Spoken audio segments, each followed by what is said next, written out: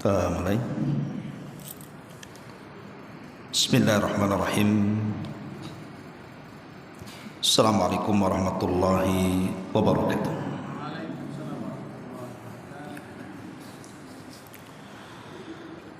Alhamdulillah wassalatu wassalamu ala Rasulillah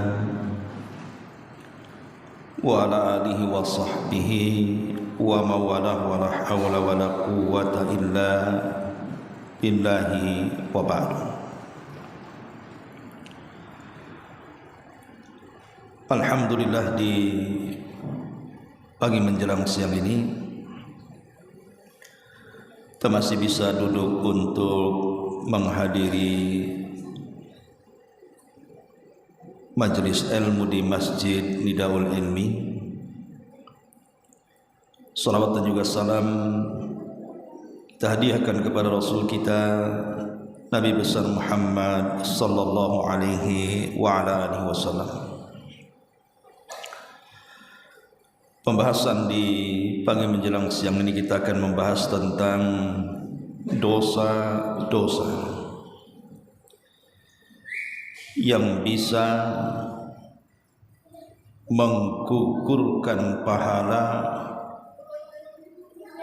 bahkan sebagiannya bisa menggugurkan seluruh pahala. Dosa apa ini? Ma'asyiral muslimat yang dimuliakan Allah Subhanahu wa taala. Kita tahu bahwa kita sebagai hamba Allah Subhanahu wa taala yang Allah ciptakan dengan tujuan untuk beribadah kepada Allah. Artinya bahwa kita hidup ini diperintahkan untuk banyak beramal saleh dan berusaha untuk mengikhlaskan semua amal saleh itu untuk Allah Subhanahu wa taala. Dan kita tahu bahwa Allah Subhanahu wa taala sudah mentakdirkan bahwa setiap yang melakukan kebaikan, ibadah ataupun amal-amal saleh, di sana ada iblis dan syaitan yang sangat tidak suka dengan perbuatan itu, sehingga mereka berusaha untuk menghalang-halangi kita melakukan amal saleh dan ibadah dengan upaya dan jerih payah mereka bagaimana caranya agar kita menggagalkan amal saleh kita. Minimalnya walaupun sudah terlanjur melakukan amal saleh, dibuatnya rusak amal saleh itu. Ma'asyiral muslimat yang dimuliakan Allah Subhanahu wa taala, melakukan amal saleh seperti seseorang melaksanakan salat, puasa, sedekah dan ibadah-ibadah yang lainnya, terkadang oleh sebagian orang itu mudah dilakukan, walaupun oleh sebagian orang mungkin sulit dilakukan. Tetapi bagi orang-orang yang mudah melakukan perbuatan kebaikan itu dan ibadah kepada Allah Subhanahu wa taala, belum tentu mereka sanggup menjaga pahala yang sudah mereka dapati dari amal saleh itu. Dengan kata lain, beramal itu mudah, tapi menjaga amal itu belum tentu. Karena sadar ataupun tidak di masyarakat kita ini, terkadang ada di sebagian kita melakukan amalan-amalan yang justru membatalkan pahala yang sudah kita dapat dalam bentuk dosa-dosa, yang dosa ini juga bertingkat-tingkat. Ada yang paling besar dan ada yang dosa besar. Baik, kita akan sebutkan dosa apa yang bisa menggugurkan, di mana sebagian dosa bisa menggugurkan pahala secara keseluruhan dan sebagian dosa boleh jadi tidak menggugurkan pahala secara keseluruhan. Yang pertama, al-isyraku billah, kesyirikan kepada Allah Subhanahu wa taala. Allah Subhanahu wa taala berfirman,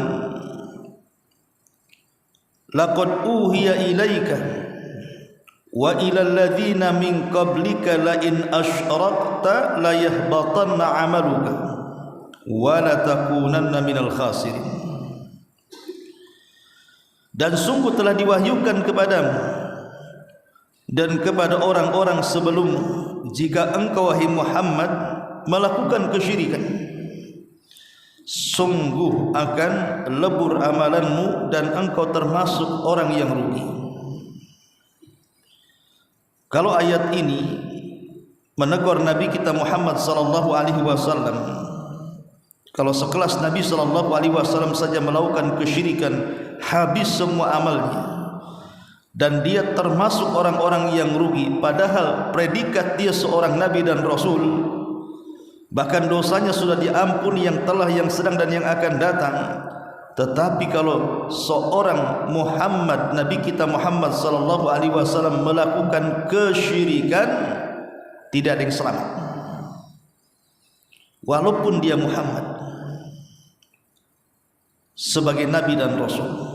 Kalau dia melakukan kesyirikan, tetap gugur amalannya dan dia termasuk orang yang rugi.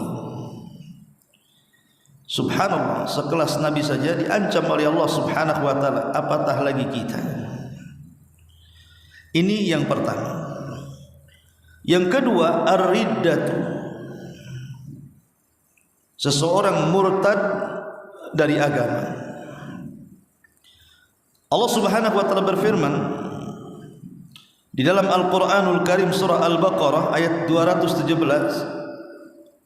wa man yartadid minkum an dinihi fayamut wa huwa kafir fa ulaika habitat a'maluhum fid dunya wal akhirah wa ulaika ashabun nar hum fiha khalidun.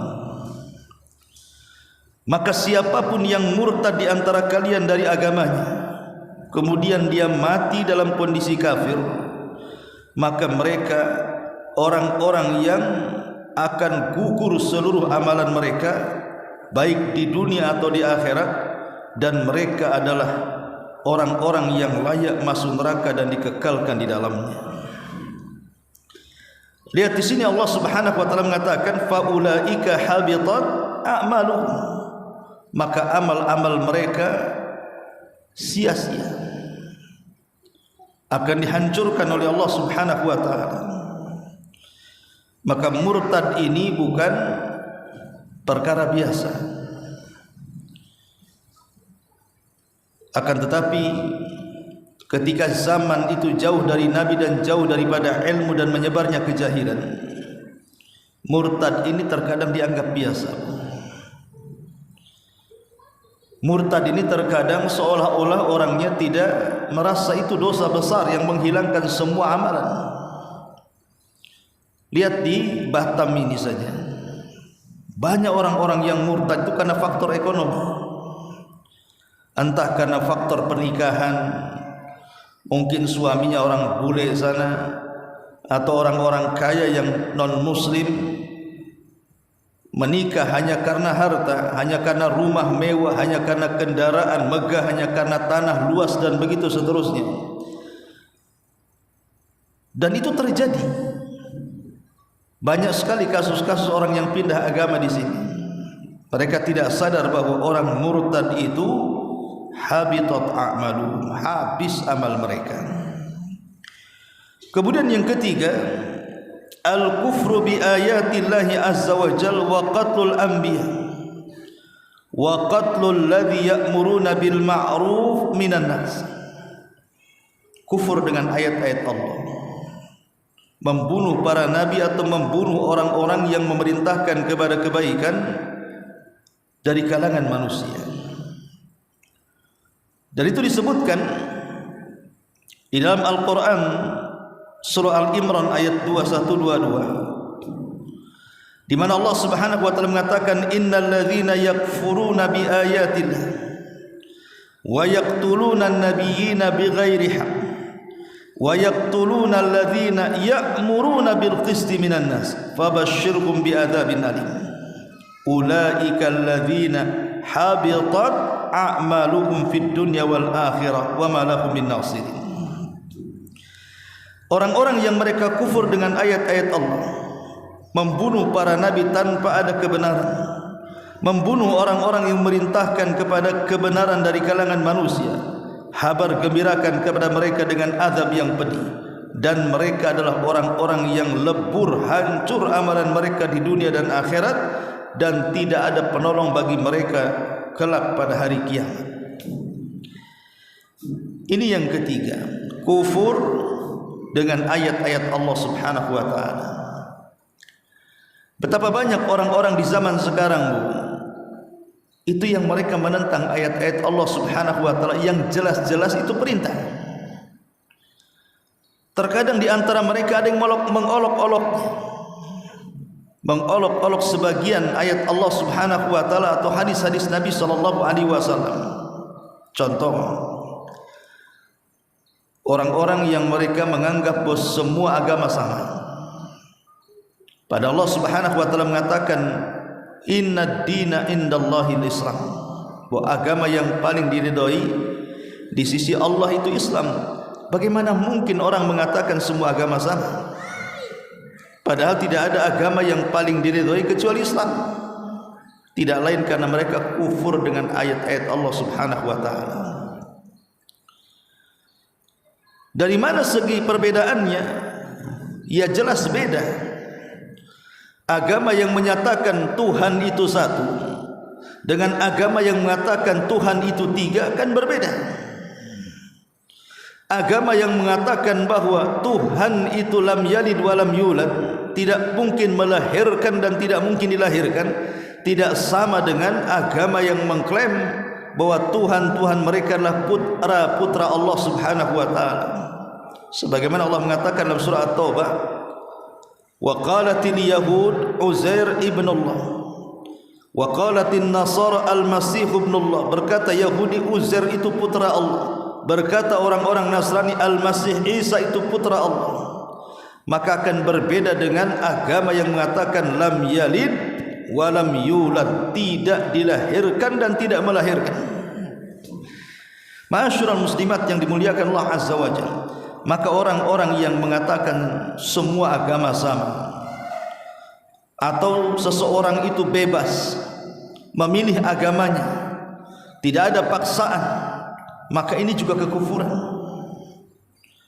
Atau mengolok-olok agama baik dengan lisannya, baik dengan perbuatannya, seperti menginjak Al-Quran, baik secara hakiki diinjaknya dengan kakinya atau secara ma'nawi memperolok-olok Al-Quranul Karim dengan mengubah-ubah makna-makna atau tafsir-tafsir ayat jauh daripada penafsiran yang benar, yang menyimpang dari penafsiran para ulama Rabbani.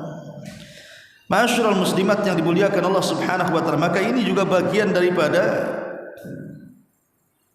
dosa-dosa yang bisa menggugurkan amal kebaikan.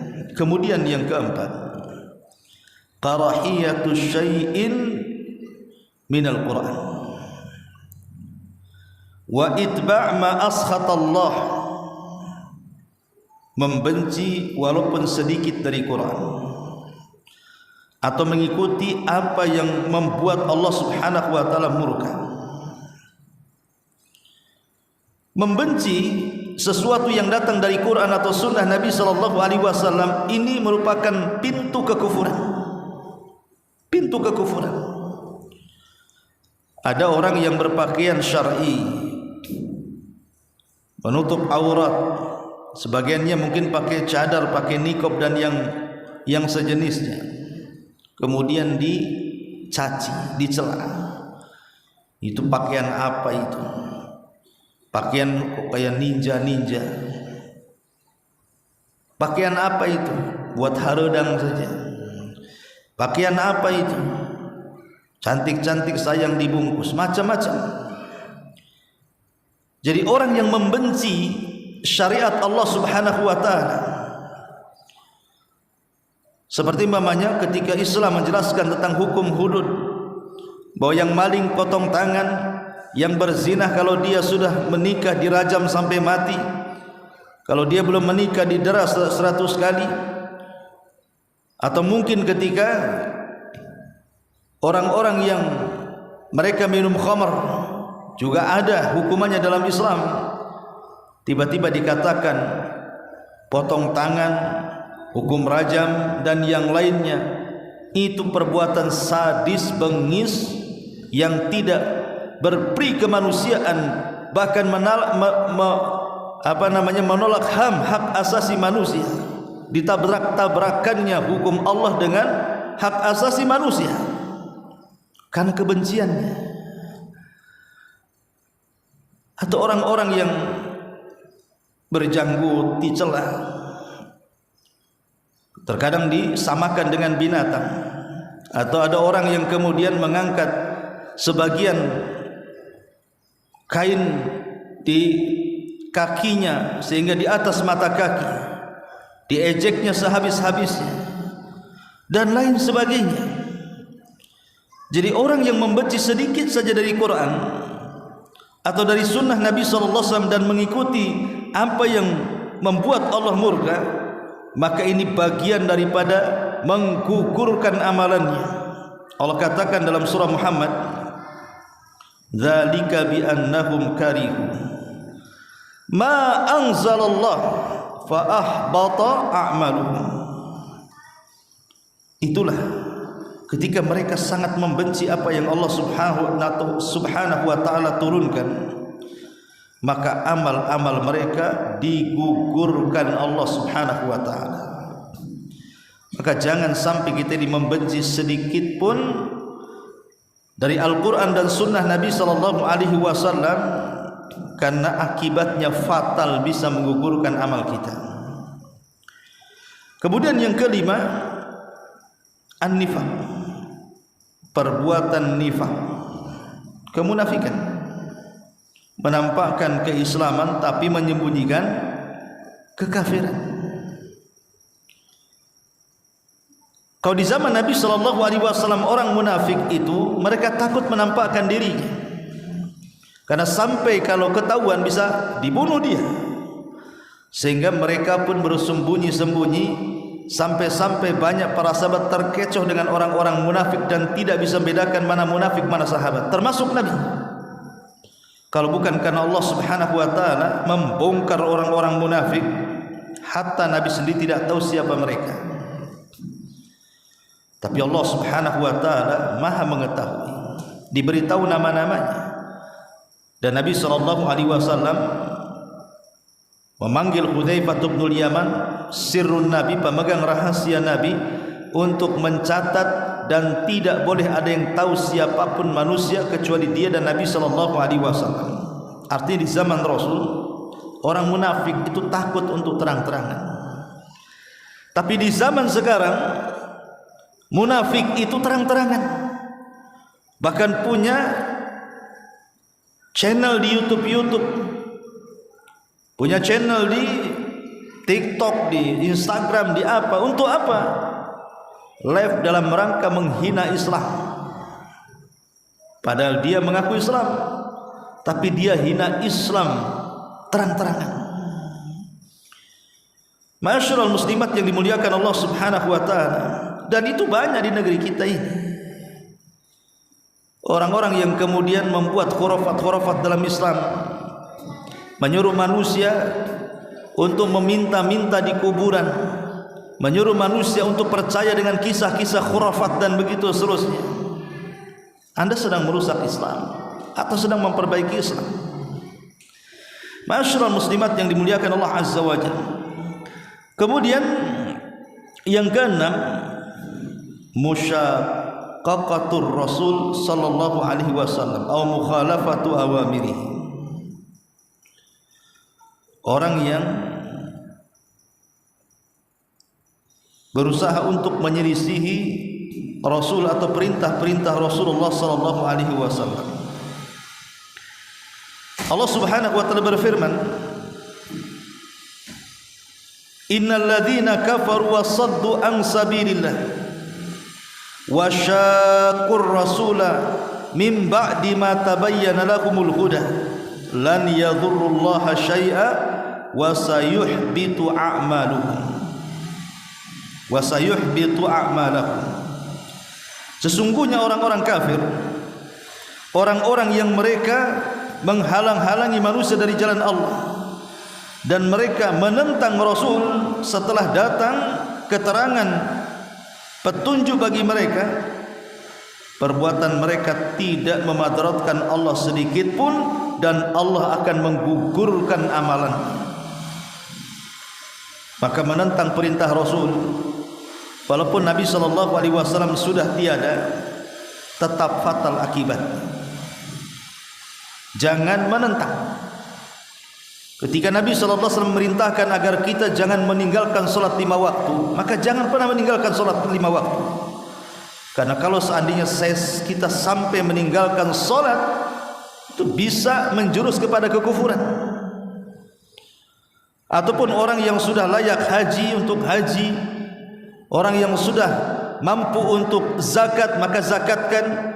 Ada orang yang sanggup untuk berpuasa Ramadan maka wajib berpuasa. Apapun perintah Nabi SAW, maka jangan sampai kemudian kita selisih, karena menyelisihi perintah Nabi SAW bisa menggugurkan amalan. Ma'asyiral muslimat yang dimuliakan Allah Subhanahu wa taala, ini 6 perkara yang berat-berat. Jadi 6 perkara yang saya sebutkan di sini, ini dosa-dosa yang paling berat yang akan menggugurkan keseluruhan amal. Di sana ada dosa-dosa juga bisa menggugurkan amalan, tapi tingkatnya di bawah. Pertama, hasad.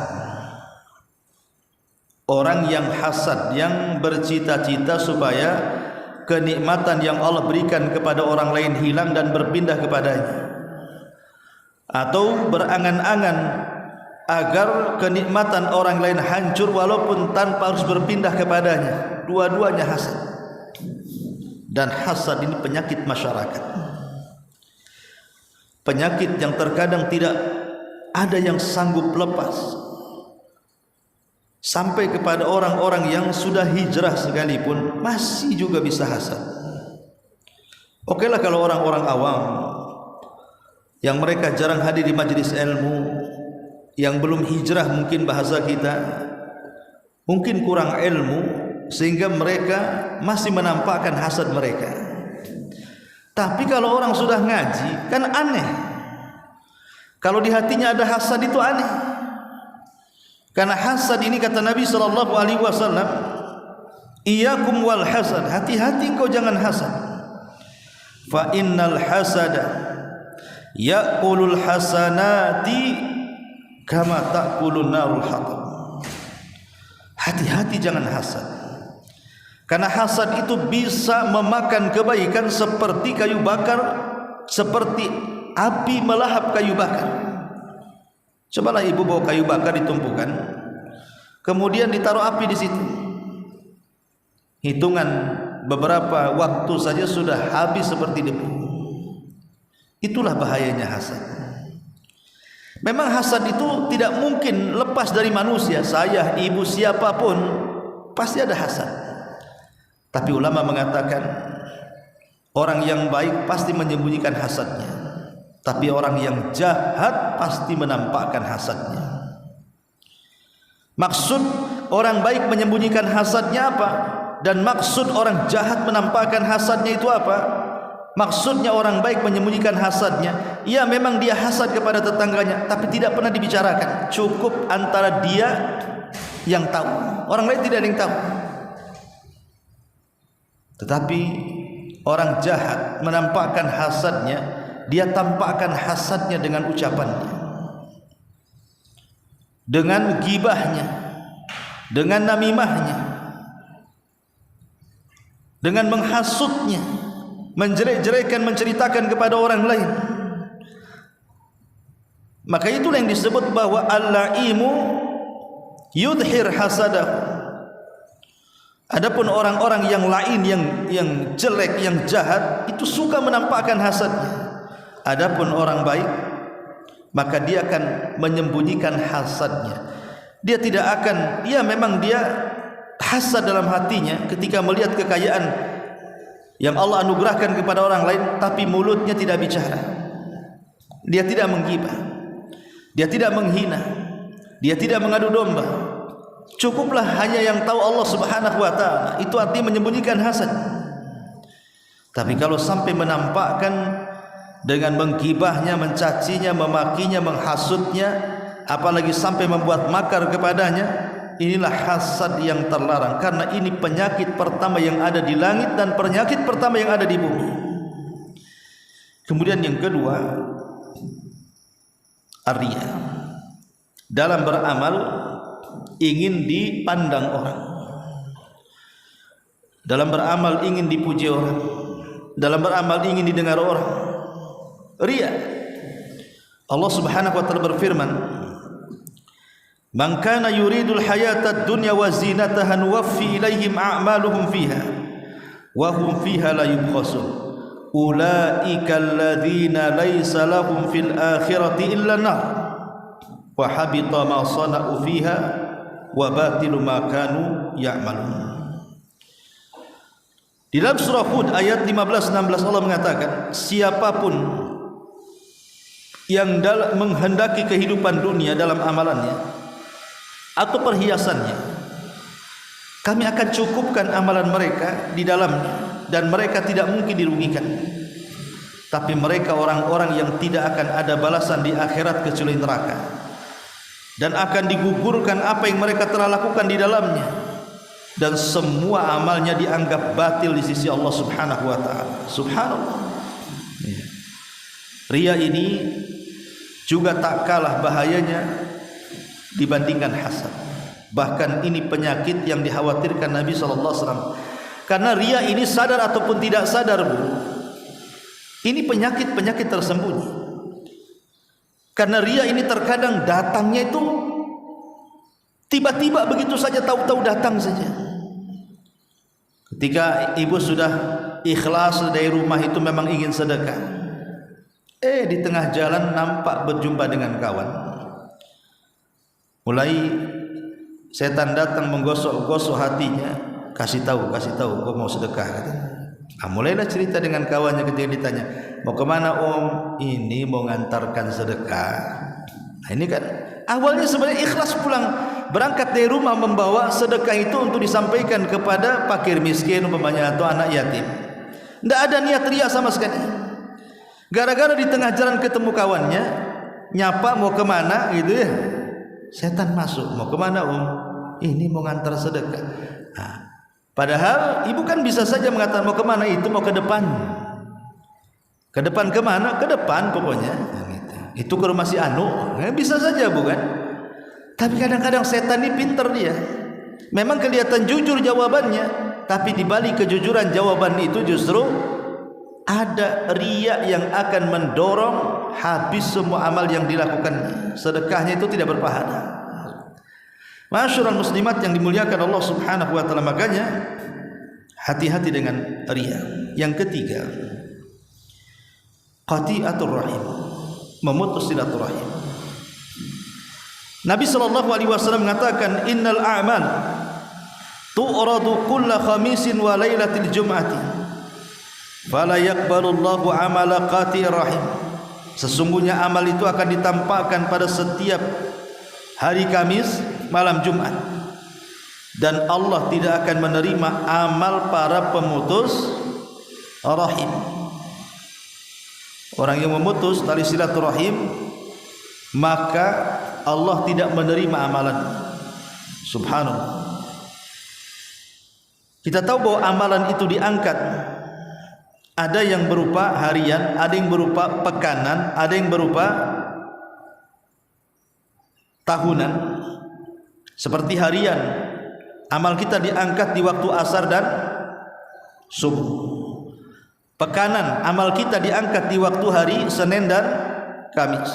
Kemudian tahunan amal kita diangkat di setiap bulan Sya'ban. Tetapi orang-orang yang memutus silaturahim, maka amalannya percuma, tidak akan diangkat. Maka memutus silaturahim ini bisa menghalangi amalan kita akan diangkat dan diperlihatkan di sisi Allah Subhanahu wa taala. Kemudian yang keempat, ghibah. Orang yang menggibah, dzikraka akhaka bima yakrah, kata Nabi. Engkau menyebutkan saudaramu dan kalau dia dengar dia tidak suka. Itulah ghibah. Kita menyebutkan saudara kita, apakah penyebutannya baik ataupun jelek, kalau dia mendengar dan tidak suka dengan cerita kita, maka itu ghibah. Subhanallah. Rasul ketika memberikan definisi ghibah tidak menyebutkan apakah kita membicarakan orang itu dengan kebaikan ataukah membicarakan orang itu dengan keburukan. Kalau dia dengar tidak suka, itu namanya ghibah. Tapi umumnya ghibah itu tidak ada membicarakan orang kebaikan, rata-rata keburukan.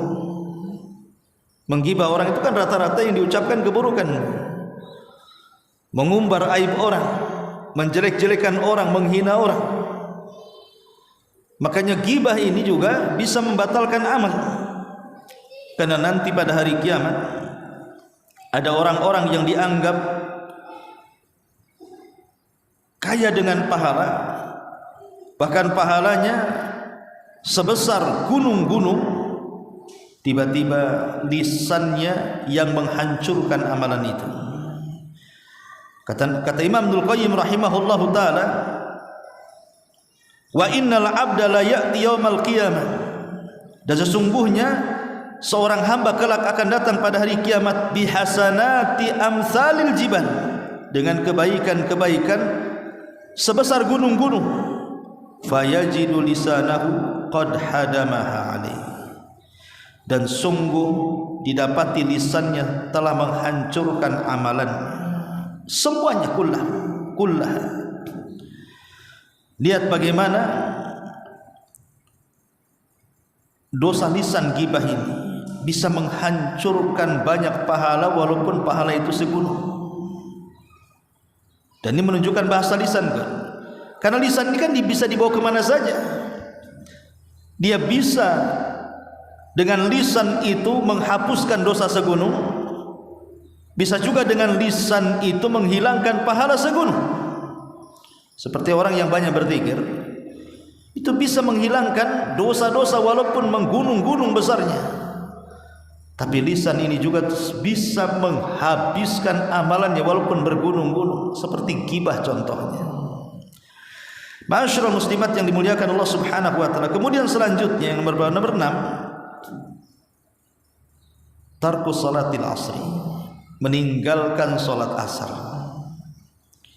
Hati-hati meninggalkan salat asar, karena salat asar ini adalah satu di antara 5 salat yang disebut dengan salatul wusta, yang Allah katakan hafidhu ala salawati was salatil wusta, jaga oleh kalian 5 waktu salat, terutama salat wusta. Kata Rasul, man taraka salatal asri faqad habita amaluhu, siapapun yang meninggalkan salat asar maka habis amalannya, kata Nabi. Maka jangan sampai meninggalkan salat asar. Kemudian juga yang ke-7, ujub. Ke-6. Yang ke-6 adalah ujub. Ujub itu artinya merasa bangga dengan amalan. Makanya ada istilah para ulama, kalau ada orang yang tidak pernah bermaksiat, hidupnya dihabiskan untuk beribadah, tapi dia merasa ujub dengan amalannya, itu tidak lebih baik dibandingkan orang yang bergelimang dengan dosa tapi dia selalu menangis dan ingin bertobat. Saya ulangi, ada orang yang menghabiskan hidupnya untuk ketaatan. Salat tinggal, tidak pernah tinggal. Puasa tidak pernah tinggal. Tahajud tidak pernah tinggal. Sedekah tidak pernah tinggal. Silaturahim, sebutkan kebaikan, dia tidak pernah tinggal. Sempurna dengan kebaikan. tapi hatinya ujub, merasa lebih hebat dibandingkan orang, merasa lebih baik dibandingkan orang. Yang seperti ini kata Rasul, kata para ulama, tidak lebih baik dibandingkan orang yang bergelimang dengan dosa tetapi selalu menangis karena takut kepada Allah dan ingin bertobat. Karena ujub ini adalah perbuatan iblis, dosanya iblis yang mengatakan di hadapan Adam, ana khairum minhu, saya lebih baik dibandingkan si Adam. Ujub. Maka jangan sampai ujub. Kemudian yang nomor 7, at-ta'ali 'ala Allah.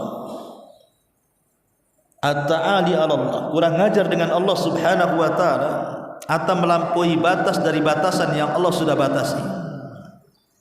Seperti mudah memponis orang, merasa kita lebih baik dari orang, akhirnya kita ponis orang. Si anu itu sholat pun tidak, langsung neraka dia.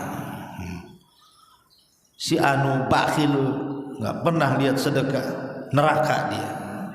Jadi memponis-ponis orang, dimasukkan ke neraka.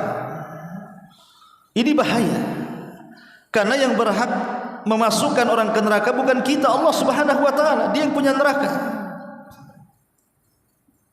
Makanya kenapa Nabi sallallahu alaihi wasallam ketika menjelaskan tentang dua manusia, yang satu ahli ibadah, yang satu ahli maksiat, yang ahli ibadah ini mengatakan kepada ahli maksiat, wallahi la yaghfirullahu lak aw wallahi la yunjika minan nar. Demi Allah, Allah tidak akan mengampuni dosamu, atau demi Allah, Allah tidak akan mengeluarkan kamu dari api neraka. Maka setelah keduanya meninggal, yang ahli ibadah Allah masukkan ke neraka, yang ahli maksiat Allah masukkan ke surga. Kenapa? Karena kemaksiatannya tidak sampai kepada tingkat kufur dan syirik. Dia masih bisa bertobat, dan tahta masyiatillah, dosanya masih di bawah kehendak Allah. Kalau Allah mau, Allah ampuni, kalau Allah mau, Allah tidak ampuni. Tapi orang ini sudah memponis orang, Allah tidak akan mengampuni dan Allah akan masukkan dia ke neraka, padahal dia tidak tahu bahwa Allah justru mengampuni dan masukkan ke surga. Itu namanya at-ta'adi 'ala Allah, sombong dengan Allah Subhanahu wa taala. Kemudian yang nomor 8 juga at-takdzibil qadar, mendustakan takdir. Kalau seandainya ibu tertimpa musibah, kenapa si aku saja ketimpa? Kalau melihat anak kita sakit, anak orang sehat, kenapa si anak aku sakit, anak orang sehat? Kalau seandainya usaha kita ini gulung tikar, dia mengatakan, ya Allah, kenapa si aku saja yang gulung tikar, kenapa orang itu kebentang-bentang tikar? Kalau umpamanya seseorang itu mungkin ada kematian dari orang yang tercinta, dia mengatakan, kenapa dia mesti yang mati, kenapa enggak si anu saja yang mati? Menolak takdir, mendustakan takdir. Maka ini juga bisa menggugurkan amal, at-takdzibu bil qadar. Ma'asyiral muslimat yang dimuliakan Allah Subhanahu wa taala, termasuk juga yang nomor 9, intihaku hurumatillah, menyobek kehormatan Allah Subhanahu wa taala di saat fil khalawat, di saat tidak ada yang tahu kecuali dia dengan Allah Subhanahu wa taala. Jadi kalau kita sedang bersendirian, tidak ada yang tahu, tapi di depan kita ada handphone, mulai mengambil handphone, tujuannya bagus, nengok kajian, tapi lama-lama channelnya geser. Dari nengok kajian yang belum selesai jadi nengok sinetron, drakor, drama Korea, atau nengok yang tidak-tidak, atau nengok yang tidak pantas untuk dilihat, atau nengok yang menghabiskan waktu-waktunya yang tidak ada manfaat dan tidak ada faedahnya sama sekali. Majlis-majlis tertawa sepanjang masa yang ada di YouTube itu. Maka orang-orang yang diam-diam tidak ada yang tahu kecuali dengan Allah, kemudian dia menerjang keharamannya, maka ini bisa menggugurkan pahala walaupun sebesar gunung Tihama. Dan itu disabdakan oleh Rasul. la'alamanna aqwaman min ummati ya'tuna yaumal qiyamah bihasanati amsali jibalin tihama bidhan fayaj'aluha Allahu azza wa jalla haba'an manthura. Kata Rasul, saya akan kasih tahu kalian tentang sebuah kaum dari umatku, mereka datang pada hari kiamat dengan membawa kebaikan sebesar gunung Tihama, tapi Allah habiskan di hadapannya, Allah gugurkan di hadapannya. Kenapa? Sahabat bertanya, apa salahnya? Bukankah dia sudah membawa pahala sebesar gunung Tihama? Maka Rasul mengatakan, amma innahum ikhwanukum wa min jildatikum wa ya'khuduna minal laili kama ta'khudun walakinnahum aqwam idza khalau bi maharibillahi intahaquha. Mereka adalah saudara kalian juga, kulitnya seperti kalian, mereka juga handal salat malam, tetapi apabila mereka bersendirian, di depannya ada keharaman Allah, diterjangnya keharaman itu dan dilakukannya, dia tidak sadar bahwa dia sedang diawasi Allah. Ya mungkin orang tidak melihat maksiat kita, tapi Allah melihatnya, dan itu menunjukkan kita tidak punya rasa malu kepada Allah Subhanahu wa ta'ala. Wajar kalau seandainya amalan yang sudah kita lakukan gugur gara-gara dosa yang tidak terang-terangan. Kemudian nomor 10, sedekah. Kemudian dibalik sedekah al-man wal adha. Di balik sedekah itu mengungkit-ungkit dan menyakiti orang yang disedekahinya, alias mengungkit-ungkit sedekah atau menyakiti orang lain dengan sedekah. Maka ini juga hal-hal yang bisa menggugurkan amalan. Lalu apa lagi yang bisa menggugurkan amalan? Mendatangi dukun. Orang yang mendatangi dukun itu sholatnya 40 hari tidak diterima, dan kalau sampai membenarkan maka bisa keluar dari Islam karena dia sudah berlepas diri syariat Rasul sallallahu alaihi wasallam. Kata Nabi SAW, man ata arrafan fasa'alahu an syai'in lam tuqbal lahu salatu arba'ina laila. Siapa yang datang ke arraf, tukang ramal, kemudian bertanya tentang sesuatu, belum membenarkan tapi sholatnya 40 hari sudah ditolak, maka jangan datang ke dukun, jangan percaya dengan dukun. Kemudian yang nomor 11, memelihara anjing. Ibu jangan memelihara anjing, selucu apapun anjing tetap lucu anak ibu. Walaupun anjing itu anjing kecil, lebih kecil dari kucing, lebih lucu dari kucing, lebih pintar dari kucing, yang namanya anjing tetap anjing, tidak boleh dirawat karena itu binatang najis. Ini lihat bagaimana Rasul mengatakan, manik tana kalban laisa bikalbi saydin wala masyiatin wala ardin fa innahu yanqusu min ajrihi qiratan yaumal qiyamah, qiratan kulla yaumin.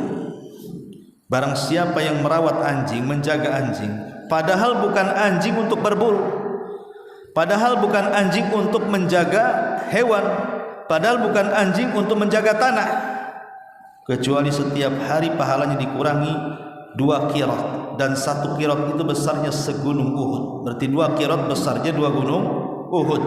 Lihat, pahala jelas hilang setiap hari 2 gunung Uhud, padahal amal kita dalam sehari belum tentu dapat seperti gunung Uhud.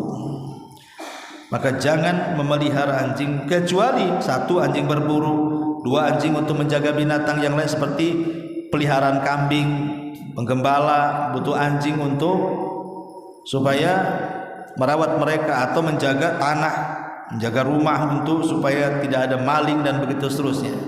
Maka selain anjing-anjing ini tidak boleh dirawat. Kemudian juga yang nomor 12, zulmul akharin, melakukan kezaliman kepada orang. Melakukan kezaliman kepada orang seperti mencaci orang, memaki orang, merendahkan orang, menggibah orang, namimah dengan orang, atau dengan fisik memukul, menendang, meludahi, atau bahkan nyawanya diambil dia, dibunuhnya orang itu. maka kezaliman akan menjadi kebangkrutan pahala pada hari kiamat. Kezaliman bisa menjadi kebangkrutan pahala pada hari kiamat. Dan yang terakhir, syurbul khamr, minum khamr.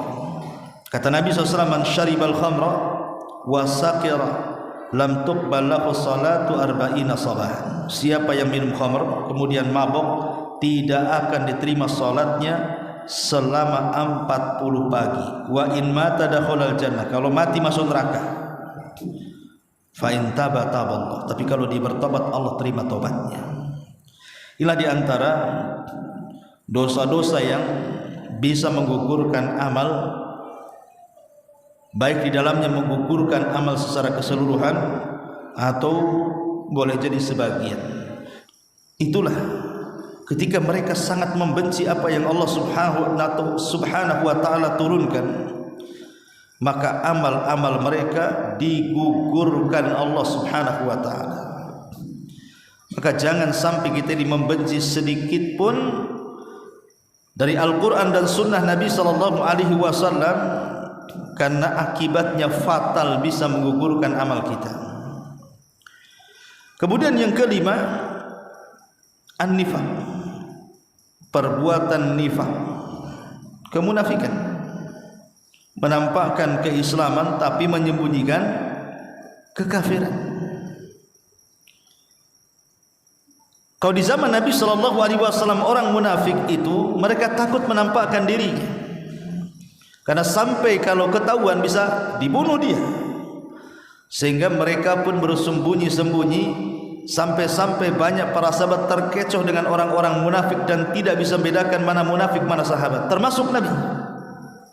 Kalau bukan karena Allah Subhanahu wa ta'ala membongkar orang-orang munafik, hatta Nabi sendiri tidak tahu siapa mereka. Tapi Allah Subhanahu wa ta'ala maha mengetahui, diberitahu nama-namanya. Dan Nabi SAW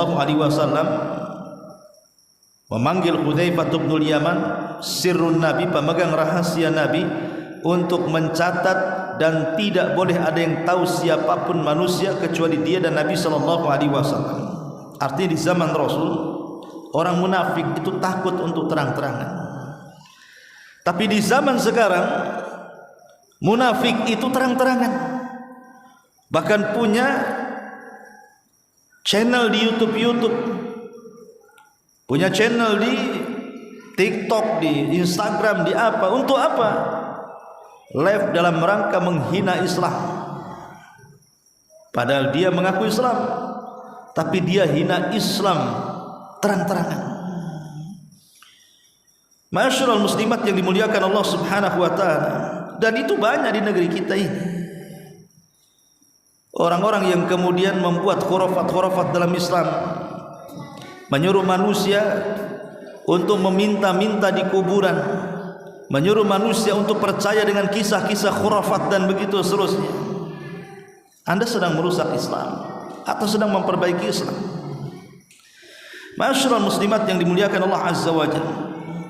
Kemudian yang keenam, musyaqqaqatur Rasul sallallahu alaihi wasallam atau mukhalafatu awamirihi.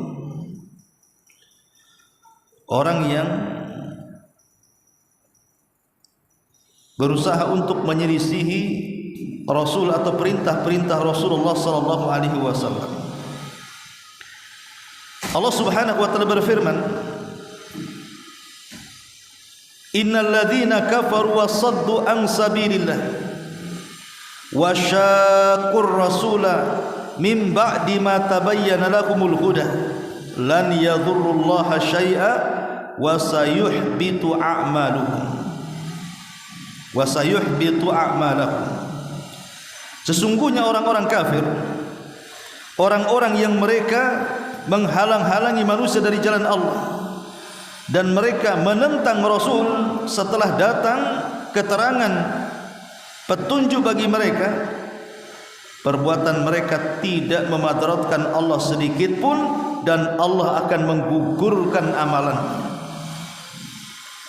Maka menentang perintah Rasul, walaupun Nabi SAW sudah tiada, tetap fatal akibat. Jangan menentang. Ketika Nabi SAW memerintahkan agar kita jangan meninggalkan solat 5 waktu, maka jangan pernah meninggalkan solat 5 waktu. Karena kalau seandainya kita sampai meninggalkan solat, itu bisa menjurus kepada kekufuran. Ataupun orang yang sudah layak haji untuk haji, orang yang sudah mampu untuk zakat maka zakatkan. Ada orang yang sanggup untuk berpuasa Ramadan maka wajib berpuasa. Apapun perintah Nabi SAW, maka jangan sampai kemudian kita selisih. Karena menyelisihi perintah Nabi SAW bisa menggugurkan amalan. Ma'asyiral muslimat yang dimuliakan Allah Subhanahu wa taala. Ini 6 perkara yang berat-berat. Jadi 6 perkara yang saya sebutkan di sini, ini dosa-dosa yang paling berat yang akan menggugurkan keseluruhan amal. Di sana ada dosa-dosa juga bisa menggugurkan amalan, tapi tingkatnya di bawah. Pertama, hasad. Orang yang hasad, yang bercita-cita supaya kenikmatan yang Allah berikan kepada orang lain hilang dan berpindah kepadanya, atau berangan-angan agar kenikmatan orang lain hancur walaupun tanpa harus berpindah kepadanya. Dua-duanya hasad. Dan hasad ini penyakit masyarakat, penyakit yang terkadang tidak ada yang sanggup lepas. Sampai kepada orang-orang yang sudah hijrah sekalipun masih juga bisa hasad. Oke lah kalau orang-orang awam yang mereka jarang hadir di majelis ilmu, yang belum hijrah mungkin bahasa kita, mungkin kurang ilmu sehingga mereka masih menampakkan hasad mereka. Tapi kalau orang sudah ngaji kan aneh. Kalau di hatinya ada hasad itu aneh. Karena hasad ini kata Nabi SAW, iyyakum wal hasad, hati-hati kau jangan hasad. Fa innal hasada ya'kulul hasanati kama ta'kulun narul hatab. Hati-hati jangan hasad. Karena hasad itu bisa memakan kebaikan seperti kayu bakar, seperti api melahap kayu bakar. Cobalah ibu bawa kayu bakar ditumpukan, kemudian ditaruh api di situ. Hitungan beberapa waktu saja sudah habis seperti debu. Itulah bahayanya hasad. Memang hasad itu tidak mungkin lepas dari manusia. Saya, ibu, siapapun pasti ada hasad. Tapi ulama mengatakan orang yang baik pasti menyembunyikan hasadnya. Tapi orang yang jahat pasti menampakkan hasadnya. Maksud orang baik menyembunyikan hasadnya apa? Dan maksud orang jahat menampakkan hasadnya itu apa? Maksudnya orang baik menyembunyikan hasadnya, ya memang dia hasad kepada tetangganya, tapi tidak pernah dibicarakan. Cukup antara dia yang tahu, orang lain tidak ada yang tahu. Tetapi orang jahat menampakkan hasadnya, dia tampakkan hasadnya dengan ucapannya, dengan gibahnya, dengan namimahnya, dengan menghasutnya, menjelek-jelekan, menceritakan kepada orang lain. Maka itulah yang disebut bahwa al-laimu yudhir hasadahu. Adapun orang-orang yang lain, yang jelek, yang jahat, itu suka menampakkan hasadnya. Adapun orang baik, maka dia akan menyembunyikan hasadnya. Dia tidak akan, ya memang dia hasad dalam hatinya ketika melihat kekayaan yang Allah anugerahkan kepada orang lain, tapi mulutnya tidak bicara. Dia tidak menggibah, dia tidak menghina, dia tidak mengadu domba. Cukuplah hanya yang tahu Allah Subhanahu wa taala. Itu artinya menyembunyikan hasad. Tapi kalau sampai menampakkan dengan menggibahnya, mencacinya, memakinya, menghasutnya, apalagi sampai membuat makar kepadanya, inilah hasad yang terlarang. Karena ini penyakit pertama yang ada di langit dan penyakit pertama yang ada di bumi. Kemudian yang kedua, ar-riya. dalam beramal ingin dipandang orang, dalam beramal ingin dipuji orang, dalam beramal ingin didengar orang. Riya. Allah Subhanahu wa taala berfirman, "Man kana yuridul hayatad dunya wa zinataha nuwaffi ilaihim a'maluhum fiha wa hum fiha la yubkhasun. Ulaika alladzina laysa lahum fil akhirati illa nar wa habita ma sana'u fiha wa batilu ma kanu ya'malun." Di dalam surah Hud ayat 15-16 Allah mengatakan, siapapun yang menghendaki kehidupan dunia dalam amalannya atau perhiasannya, kami akan cukupkan amalan mereka di dalamnya dan mereka tidak mungkin dirugikan. Tapi mereka orang-orang yang tidak akan ada balasan di akhirat kecuali neraka, dan akan digugurkan apa yang mereka telah lakukan di dalamnya, dan semua amalnya dianggap batil di sisi Allah Subhanahu wa taala. Subhanallah. Riya ini juga tak kalah bahayanya dibandingkan hasad. Bahkan ini penyakit yang dikhawatirkan Nabi sallallahu alaihi wasallam. Karena riya ini sadar ataupun tidak sadar, Bu, ini penyakit-penyakit tersembunyi. Karena riya ini terkadang datangnya itu tiba-tiba begitu saja, tahu-tahu datang saja. Ketika ibu sudah ikhlas dari rumah itu memang ingin sedekah, di tengah jalan nampak berjumpa dengan kawan. Mulai setan datang menggosok-gosok hatinya, kasih tahu, kau mau sedekah, katanya. Mulailah cerita dengan kawannya. Ketika ditanya, mau kemana om? Ini mau ngantarkan sedekah. Ini kan awalnya sebenarnya ikhlas pulang, berangkat dari rumah membawa sedekah itu untuk disampaikan kepada fakir miskin umpamanya atau anak yatim. Tidak ada niat riya sama sekali. Gara-gara di tengah jalan ketemu kawannya, nyapa mau kemana gitu ya, setan masuk. Mau kemana om? Ini mau ngantar sedekah. Padahal ibu kan bisa saja mengatakan mau kemana itu, mau ke depan. Ke depan kemana? Ke depan pokoknya. Itu ke rumah si Anu, bisa saja bukan? Tapi kadang-kadang setan ini pintar dia.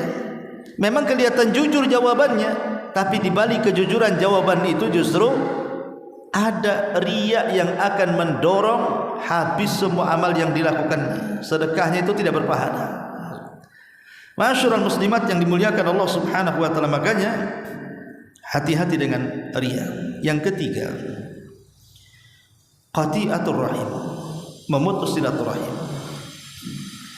Nabi sallallahu alaihi wasallam mengatakan, innal a'mal tu'radu kulla khamisin wa lailatil jum'ati fala yaqbalullahu amala qati'ir rahim.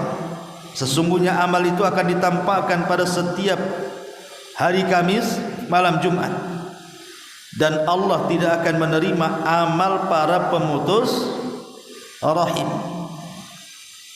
Orang yang memutus tali silaturahim, maka Allah tidak menerima amalan. Subhanallah. Kita tahu bahwa amalan itu diangkat. Ada yang berupa harian, ada yang berupa pekanan, ada yang berupa tahunan. Seperti harian, amal kita diangkat di waktu asar dan subuh. Pekanan, amal kita diangkat di waktu hari Senin dan Kamis. Kemudian tahunan, amal kita diangkat di setiap bulan Sya'ban. Tetapi orang-orang yang memutus silaturahim, maka amalannya percuma, tidak akan diangkat. Maka memutus silaturahim ini bisa menghalangi amalan kita akan diangkat dan diperlihatkan di sisi Allah Subhanahu wa taala. Kemudian yang keempat, ghibah. Orang yang menggibah, dzikraka akhaka bima yakrah, kata Nabi. Engkau menyebutkan saudaramu dan kalau dia dengar dia tidak suka. Itulah ghibah.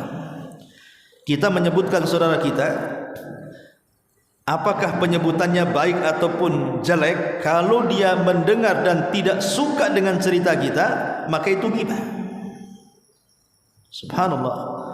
Rasul ketika memberikan definisi ghibah tidak menyebutkan apakah kita membicarakan orang itu dengan kebaikan ataukah membicarakan orang itu dengan keburukan. Kalau dia dengar tidak suka, itu namanya ghibah. Tapi umumnya ghibah itu tidak ada membicarakan orang kebaikan, rata-rata keburukan. Menggibah orang itu kan rata-rata yang diucapkan keburukan, mengumbar aib orang, menjelek-jelekan orang, menghina orang. Makanya ghibah ini juga bisa membatalkan amal. Karena nanti pada hari kiamat ada orang-orang yang dianggap kaya dengan pahala, bahkan pahalanya sebesar gunung-gunung, tiba-tiba lisannya yang menghancurkan amalan itu. Kata Imam Ibnul Qayyim rahimahullahu taala, wa innal 'abda la ya'ti yaumal qiyamah, dan sesungguhnya seorang hamba kelak akan datang pada hari kiamat bihasanati amsalil jibal, dengan kebaikan-kebaikan sebesar gunung-gunung, fayajidu lisanahu qad hadamaha alaihi, dan sungguh didapati lisannya telah menghancurkan amalan semuanya, kullah. Lihat bagaimana dosa lisan ghibah ini bisa menghancurkan banyak pahala, walaupun pahala itu segunung. Dan ini menunjukkan bahasa lisan kan? Karena lisan ini kan bisa dibawa kemana saja.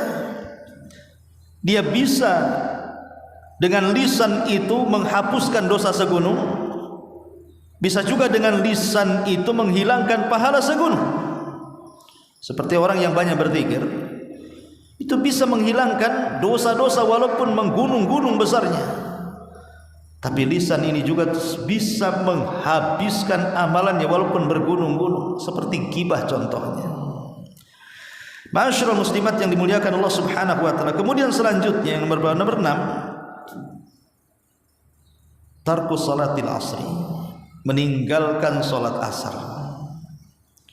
Hati-hati meninggalkan salat asar, karena salat asar ini adalah satu di antara 5 salat yang disebut dengan salatul wusta, yang Allah katakan hafidhu ala salawati was salatil wusta, jaga oleh kalian 5 waktu salat, terutama salat wusta. Kata Rasul, man taraka salatal asri faqad habita amaluhu, siapapun yang meninggalkan salat asar maka habis amalannya, kata Nabi. Maka jangan sampai meninggalkan salat asar. Kemudian juga yang ke-7, ujub. Ke-6, yang ke-6 adalah ujub. Ujub itu artinya merasa bangga dengan amalan. Makanya ada istilah para ulama, kalau ada orang yang tidak pernah bermaksiat, hidupnya dihabiskan untuk beribadah, tapi dia merasa ujub dengan amalannya, itu tidak lebih baik dibandingkan orang yang bergelimang dengan dosa tapi dia selalu menangis dan ingin bertobat. Saya ulangi, ada orang yang menghabiskan hidupnya untuk ketaatan. Salat tinggal, tidak pernah tinggal. Puasa tidak pernah tinggal. Tahajud tidak pernah tinggal. Sedekah tidak pernah tinggal. Silaturahim, sebutkan kebaikan, dia tidak pernah tinggal. Sempurna dengan kebaikan, tapi hatinya ujub, merasa lebih hebat dibandingkan orang, merasa lebih baik dibandingkan orang. Yang seperti ini, kata Rasul, kata para ulama, tidak lebih baik dibandingkan orang yang bergelimang dengan dosa tetapi selalu menangis karena takut kepada Allah dan ingin bertobat. Karena ujub ini adalah perbuatan iblis, dosanya iblis, yang mengatakan di hadapan Adam, ana khairum minhu, saya lebih baik dibandingkan si Adam. Ujub. Maka jangan sampai ujub. Kemudian yang nomor 7, at-ta'ali 'ala Allah. At-ta'ali 'ala Allah, kurang ngajar dengan Allah Subhanahu wa taala atau melampaui batas dari batasan yang Allah sudah batasi. Seperti mudah memponis orang, merasa kita lebih baik dari orang, akhirnya kita ponis orang. Si anu itu sholat pun tidak, masuk neraka dia. Si anu bakhil, nggak pernah lihat sedekah, neraka dia. Jadi memponis-ponis orang masukkan ke neraka. Ini bahaya. Karena yang berhak memasukkan orang ke neraka bukan kita, Allah Subhanahu wa taala. Dia yang punya neraka. Makanya kenapa Nabi sallallahu alaihi wasallam ketika menjelaskan tentang dua manusia, yang satu ahli ibadah, yang satu ahli maksiat, yang ahli ibadah ini mengatakan kepada ahli maksiat, wallahi la yaghfirullahu lak aw wallahi la yunjika minan nar. Demi Allah, Allah tidak akan mengampuni dosamu, atau demi Allah, Allah tidak akan mengeluarkan kamu dari api neraka. Maka setelah keduanya meninggal, yang ahli ibadah Allah masukkan ke neraka, yang ahli maksiat Allah masukkan ke surga. Kenapa? Karena kemaksiatannya tidak sampai kepada tingkat kufur dan syirik. Dia masih bisa bertobat, dan tahta masyiatillah, dosanya masih di bawah kehendak Allah. Kalau Allah mau, Allah ampuni; kalau Allah mau, Allah tidak ampuni. Tapi orang ini sudah memponis orang, Allah tidak akan mengampuni dan Allah akan masukkan dia ke neraka.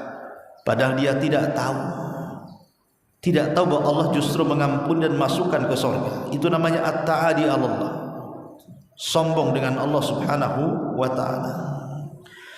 Kemudian yang nomor 8 juga at-takdzibil qadar, mendustakan takdir. Kalau seandainya ibu tertimpa musibah, kenapa si aku saja ketimpa? Kalau melihat anak kita sakit, anak orang sehat, kenapa si anak aku sakit, anak orang sehat? Kalau seandainya usaha kita ini gulung tikar, dia mengatakan, ya Allah, kenapa si aku saja yang gulung tikar, kenapa orang itu kebentang-bentang tikar? Kalau umpamanya seseorang itu mungkin ada kematian dari orang yang tercinta, dia mengatakan, kenapa dia mesti yang mati, kenapa enggak si anu saja yang mati? Menolak takdir, mendustakan takdir. Maka ini juga bisa menggugurkan amal, at-takdzibu bil qadar. Ma'asyiral muslimat yang dimuliakan Allah Subhanahu wa taala, termasuk juga yang nomor 9, intihaku hurumatillah, menyobek kehormatan Allah Subhanahu wa taala di saat fil khalawat, di saat tidak ada yang tahu kecuali dia dengan Allah Subhanahu wa taala. Jadi kalau kita sedang bersendirian, tidak ada yang tahu, tapi di depan kita ada handphone, mulai mengambil handphone, tujuannya bagus, nengok kajian, tapi lama-lama channelnya geser. Dari nengok kajian yang belum selesai jadi nengok sinetron, drakor, drama Korea, atau nengok yang tidak-tidak, atau nengok yang tidak pantas untuk dilihat, atau nengok yang menghabiskan waktu-waktunya yang tidak ada manfaat dan tidak ada faedahnya sama sekali. Majlis-majlis tertawa sepanjang masa yang ada di YouTube itu. Maka orang-orang yang diam-diam tidak ada yang tahu kecuali dia dengan Allah, kemudian dia menerjang keharamannya, maka ini bisa menggugurkan pahala walaupun sebesar gunung Tihama. Dan itu disabdakan oleh Rasul, la'alamanna aqwaman min ummati ya'tuna yaumal qiyamah bihasanati amthali jibalin Tihama bidhan fayaj'aluha Allahu azza wa jalla haba'an manthura. Kata Rasul, saya akan kasih tahu kalian tentang sebuah kaum dari umatku, mereka datang pada hari kiamat dengan membawa kebaikan sebesar gunung Tihama, tapi Allah habiskan di hadapannya, Allah gugurkan di hadapannya. Kenapa? Sahabat bertanya, apa salahnya? Bukankah dia sudah membawa pahala sebesar gunung Tihama? Maka Rasul mengatakan, amma innakum ikhwanukum wa min jildatikum wa ya'khuduna minal laili kama ta'khudun walakinnahum aqwam idza khalau bi maharibillahi tahaquha. Mereka adalah saudara kalian juga, kulitnya seperti kalian. Mereka juga handal salat malam, tetapi apabila mereka bersendirian, di depannya ada keharaman Allah, diterjangnya keharaman itu dan dilakukannya. Dia tidak sadar bahwa dia sedang diawasi Allah. Ya mungkin orang tidak melihat maksiat kita, tapi Allah melihatnya. Dan itu menunjukkan kita tidak punya rasa malu kepada Allah Subhanahu wa taala. Wajar kalau seandainya amalan yang sudah kita lakukan gugur gara-gara dosa yang tidak terang-terangan. Kemudian nomor 10, sedekah. Kemudian dibalik sedekah al-man wal adha. Di balik sedekah itu mengungkit-ungkit dan menyakiti orang yang disedekahinya, alias mengungkit-ungkit sedekah atau menyakiti orang lain dengan sedekah. Maka ini juga hal-hal yang bisa menggugurkan amalan. Lalu apalagi yang bisa menggugurkan amalan? Mendatangi dukun. Orang yang mendatangi dukun itu sholatnya 40 hari tidak diterima. Dan kalau sampai membenarkan, maka bisa keluar dari Islam karena dia sudah berlepas di syariat Rasul sallallahu alaihi wasallam. Kata Nabi SAW, man ata arrafan fasa'alahu an syai'in lam tuqbal lahu salatu arba'ina laila.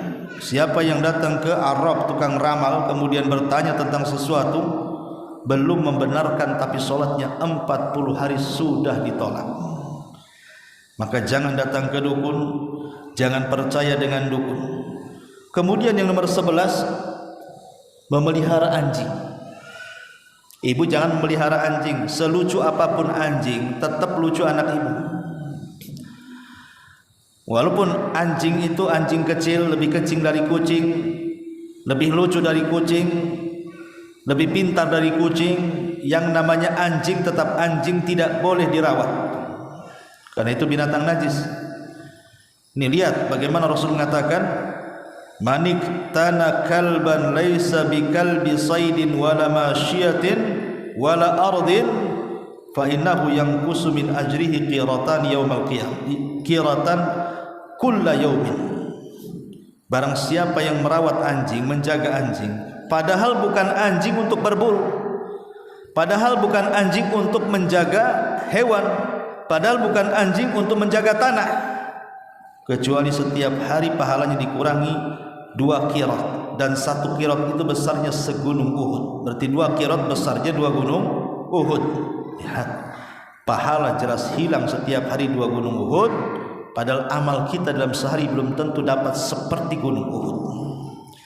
Maka jangan memelihara anjing, kecuali 1 anjing berburu, 2 anjing untuk menjaga binatang yang lain seperti peliharaan kambing, penggembala butuh anjing untuk supaya merawat mereka, atau menjaga tanah, menjaga rumah untuk supaya tidak ada maling dan begitu seterusnya. Maka selain anjing-anjing ini tidak boleh dirawat. Kemudian juga yang nomor 12, zulmul akharin, melakukan kezaliman kepada orang. Melakukan kezaliman kepada orang seperti mencaci orang, memaki orang, merendahkan orang, menggibah orang, namimah dengan orang, atau dengan fisik memukul, menendang, meludahi, atau bahkan nyawanya diambil dia, dibunuhnya orang itu. Maka kezaliman akan menjadi kebangkrutan pahala pada hari kiamat. Kezaliman bisa menjadi kebangkrutan pahala pada hari kiamat. Dan yang terakhir, syurbul khamr, minum khamr. Kata Nabi SAW, man syaribal khamra wa saqira lam tuqbal lahu salatu arba'ina sabahan. Siapa yang minum khamr kemudian mabuk, tidak akan diterima salatnya selama 40 pagi. Wa in mata dakhalal jannah, kalau mati masuk neraka. Fa in taba taballah, tapi kalau dia bertobat Allah terima tobatnya. Inilah di antara dosa-dosa yang bisa menggugurkan amal, baik di dalamnya menggugurkan amal secara keseluruhan atau boleh jadi sebagian. Wallahu a'lam bishawab. Sebelum saya tutup, mungkin ada yang bertanya, silakan.